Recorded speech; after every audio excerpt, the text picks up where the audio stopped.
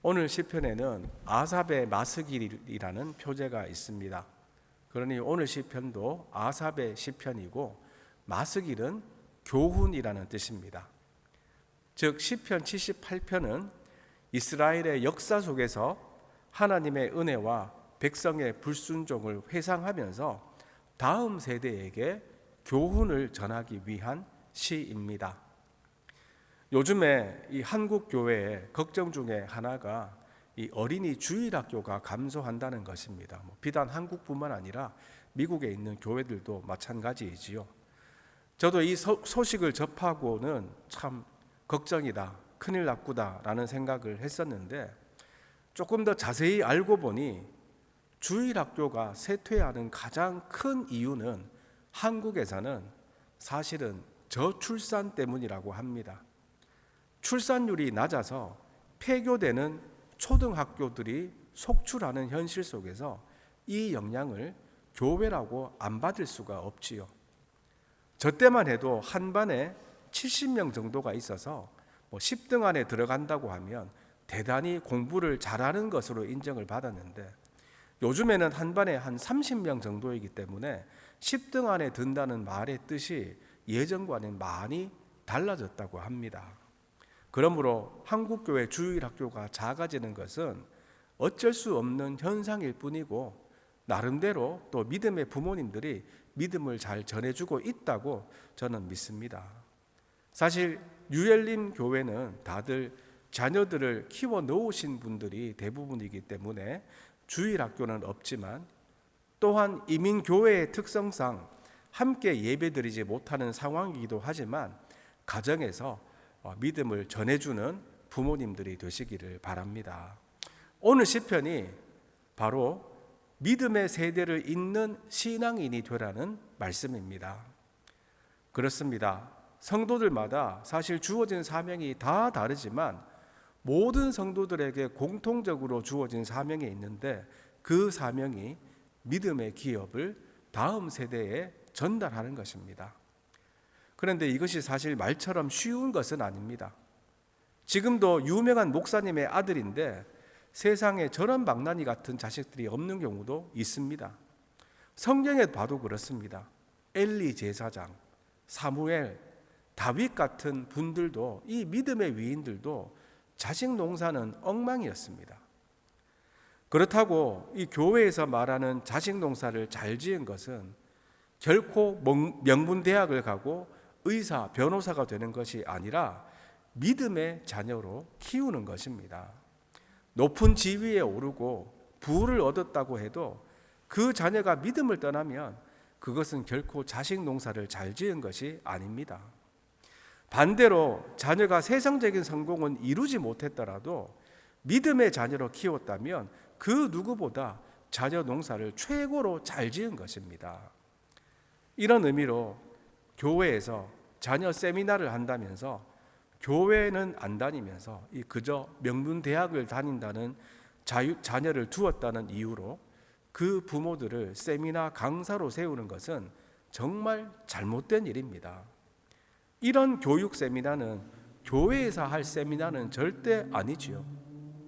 솔직히 신앙교육은 하지 않고 명문대학 보낸 것만 자랑하는 부모를 보면 예수님이 성전에서 장사꾼을 쫓아내실 때의 그 분노를 느낍니다. 물론 자녀들이 세상적으로 성공하는 것도 중요하지만 그것보다 더 중요한 것이 자녀들을 믿음의 길을 가게 하는 것 아닙니까? 부모들이 너무 아메리칸 드림만 강조하다가 믿음을 잃어버리게 하면 안 됩니다. 믿음의 부모들은 아메리칸 드림이 아니라 킹덤 드림, 즉 하나님 나라의 꿈을 가지고 살아가게 해야 합니다. 내가 하는 일을 통해서 하나님 나라를 이루어야 한다는 비전을 주어야 합니다. 그렇다면 자녀들에게 어떻게 믿음을 전해줄 수 있겠습니까? 자녀들에게 하나님이 행하신 일들과 하나님의 가르침을 들려주어야 합니다. 사실 자녀들이 부모들에게 유전적으로 받는 것들이 상당히 많습니다. 부모가 머리가 좋으면 자녀들도 대부분 머리가 좋습니다. 부모가 예술의 조예가 깊으면 자녀들도 예술적인 재능이 있습니다. 부모가 손재주가 좋으면 자녀들도 손재주가 좋습니다. 그런데 여러분, 믿음은 어떨까요? 믿음은 유전적으로 전해지지 않습니다. 하나님 말씀은 저절로 전수되지 않고 끊임없는 교육과 훈련으로 전수됩니다. 믿음은 들음에서 난다고 하지 않습니까? 시편 기자도 내가 입을 열어 말을 할 테니 귀 기울여 들으라고 하면서 하나님이 하신 일들을 자녀들에게 전하려고 합니다. 4절 말씀입니다. 우리가 이를 그들의 자손에게 숨기지 아니하고 여호와의 영예와 그의 능력과 그가 행하신 기이한 사적을 후대에게 전하리로다. 여러분, 이스라엘 민족이 얼마나 많은 하나님의 역사를 경험했습니까? 430년 동안 종살이하던 애굽에서 그야말로 기적적으로 탈출을 했습니다. 우리 민족이 36년 동안 일본의 지배를 받다가 독립을 얻는 것도 그렇게 어려웠는데 이스라엘 민족은 무려 430년 동안 애굽에서 종살이를 했습니다. 그러니 완전히 애굽 사람과 마찬가지입니다. 계속 그렇게 종으로 살아가는 것을 너무나 당연하게 받아들일 수 있는 상황인데 하나님께서 은혜로 이스라엘 민족을 구원하셨습니다. 뿐만 아니라 이들이 광야 생활하면서 얼마나 많은 기적들을 체험했습니까? 날마다 만나와 메추라기로 먹여주셨고 사막에서 물을 내셨습니다. 여러분, 거의 200만 명이 정도 되는 사람들이 아무것도 없는 광야에서 40년 동안 살았다는 것 자체가 기적이지요. 가나안 땅을 정복할 때도 여리고성이 무너지는 것을 비롯해서 하나님의 놀라운 역사를 얼마나 많이 직접 보았습니까? 또한 사사시대, 왕정시대 할 것 없이 하나님이 기적 같은 일들을 너무나 많이 베풀어 주셨습니다. 이런 일들을 잊지 말고 후손들에게 전하라는 것입니다. 사실 저도 어릴 때 할머니가 이런 재미있는 성경 이야기를 많이 해 주셨습니다. 그것이 저의 믿음의 기초가 되었습니다. 여러분들도 이제 이 손자, 손녀들에게 재미있는 성경 이야기를 많이 해 주시기 바랍니다. 거기다가 내가 직접 경험한 살아계신 하나님의 이야기를 해주면 어떻게 믿음을 안 가질 수 있겠습니까? 내가 하나님께 순종했더니 이런 축복들을 받았다는 간증들을 누구보다도 자녀들에게 나누어서 믿음의 길을 가게 하는 부모님들이 다 되시기를 간절히 바랍니다. 그런데 시편 기자는 하나님의 역사뿐만 아니라 하나님의 말씀, 즉 하나님의 법도를 전합니다. 5절입니다. 여호와께서 증거를 야곱에게 세우시며 법도를 이스라엘에게 정하시고 우리 조상들에게 명령하사 그들의 자손에게 알리라 하셨으니, 이 성경에도 보면 이 역사의 이야기가 있고 또 율법의 이야기가 분명히 있지요. 그래서 구약 성경을 보면 창세기부터 출애굽기 19장까지는 역사의 이야기라서 참 재미있게 읽을 수가 있습니다. 잘 읽어집니다. 그런데 출애굽기 20장에 나오는 십계명부터는 하나님의 계명, 율법이 나오기 때문에 읽기가 어려워집니다. 그러다가 레위기에 들어가면 제사에 대한 율법들 때문에 더 어려워집니다. 새해가 되면 다들 성경 일독하겠다고 작정을 많이들 하시지만 많은 분들이 이 고비를 넘기지 못하고 이쯤에서 포기합니다. 이 고비를 넘기면 민수기에서는 그래도 이 역사 이야기가 나와서 읽을만 합니다. 그러다가 그 다음 신명기에서 또 율법이 나오면서 다시 한번 고비가 옵니다. 이렇게 구약 성경만 보더라도 하나님의 역사와 하나님의 말씀이 적절히 섞여서 나오지 않습니까? 그러나 하나님의 법도보다는 하나님의 역사 이야기를 먼저 하는 것이 훨씬 좋습니다. 자녀들에게도 먼저 율법을 이야기하면서 이것은 하고 저것은 하지 마라 이렇게 가르치기보다 역사 이야기를 섞으면서 성경 전체를 이야기해 주는 것이 좋겠지요. 그러나 하나님의 말씀은 꼭 전해야 합니다. 여러분, 대한민국 국보 1호가 남대문이지요. 그런데 요즘에는 남대문이라고 하지 않고 숭례문이라고 합니다. 일제시대 때 한국의 역사를 하찮게 여기려고 일본 사람들이 남대문이라는 이름을 일부러 붙였다고 합니다. 그런데 요즘은 원래 이름인 숭례문이라고 부릅니다. 그런데 이 숭례문에 2008년에 뜻밖의 화재 사고가 일어났습니다. 국가기관의 행정 처리에 불만을 품은 한 사람이 불을 지른 것입니다. 그의 횡포로 숭례문은 5시간 만에 전소되고 말았고 온 국민은 허망한 마음을 달래야만 했습니다. 지은 지 600여 년이 넘은 것으로 알려진 오래된 건축물을 사진과 영상 자료만으로 복원할 수 있을지에 대해 의견이 분분했습니다.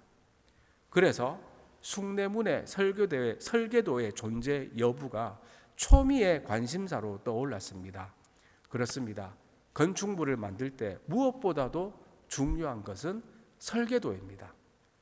불에 타버렸던, 비바람에 무너져 내렸던 설계도만 있으면 그 건축물을 원래의 모습대로 다시 지을 수 있기 때문입니다.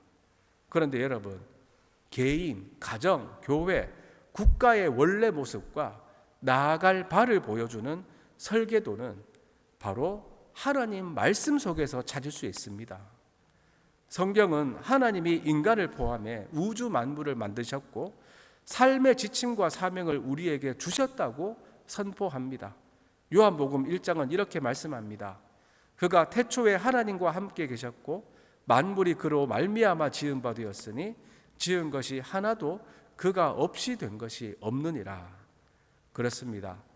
우리가 하나님의 백성으로 사는 것이야말로 원본 설계도를 따르는 것이요 사명을 이루는 것입니다. 그러므로 대대로 신앙을 지키며 전수하는 것은 문화재를 보존하는 것보다 훨씬 더 중요합니다. 만물의 설계도인 하나님 말씀을 따를 때 우리 신앙과 삶, 가정과 교회와 나라를 바르게 세울 수 있음을 다음 세대에 분명히 알려주는 성도님들이 다 되시기를 간절히 바랍니다. 이제 말씀을 맺습니다. 율법에는 이스라엘을 향한 하나님의 사랑이 담겨 있고 그 사랑에 대한 이스라엘의 의무가 명시되어 있습니다. 그런데 하나님이 행하신 일과 신앙의 교훈을 계속해서 후대에 전하지 않으면 다음 세대는 하나님을 모르는 세대가 됩니다. 하나님의 구원 역사를 후세에 전하는 것은 모든 성도들에게 주어진 중대한 의무입니다. 역사를 모르는 세대에게는 미래가 없다라는 유명한 말이 있지요. 그런데 하나님의 역사를 모르는 세대야말로 정말 미래가 없습니다. 모든 세대가 단절 없이 하나님을 경외하고 예배하는 삶을 이어가는 것이 우리 모두의 사명입니다. 뿐만 아니라 하나님의 법도를 다음 세대에 가르쳐 지키게 해야 합니다.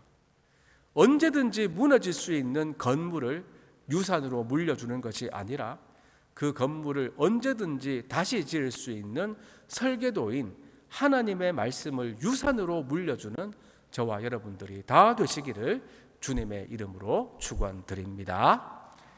기도합니다. 하나님 아버지 감사합니다. 우리 모두에게 다음 세대에 믿음의 유산을 물려주어야 하는 사명이 있음을 깨닫게 하시니 감사합니다. 그저 이 땅에서만 잘 먹고 잘 사는 아메리칸 드림만 가르치지 않고 킹덤 드림, 하나님 나라의 비전을 자녀들에게 심어주는 믿음의 부모들 다 되게 하여 주시옵소서. 이 험악하고 죄악이 충만한 세상 속에서도 믿음을 잃지 않는 우리 자녀들이 되기를 간절히 빌고 원하옵나이다. 다음 세대에 성경에 기록된 하나님의 놀라운 역사를 전할 뿐만 아니라 내가 체험한 살아계신 하나님을 간증하는 믿음의 부모가 되기를 원합니다. 또한 하나님의 말씀을 가르쳐서 기준이 없는 이 현대사회에서 말씀의 기준을 가지고 거룩하게 살아가는 자녀들 다 되게 하여 주시옵소서. 하나님의 말씀을 인생의 설계도로 삼고 자신의 인생을 건축하게 하여 주시옵소서. 오늘도 저희와 함께 하심을 믿사오며 감사드리오며 예수님의 이름으로 기도드리옵나이다. 아멘.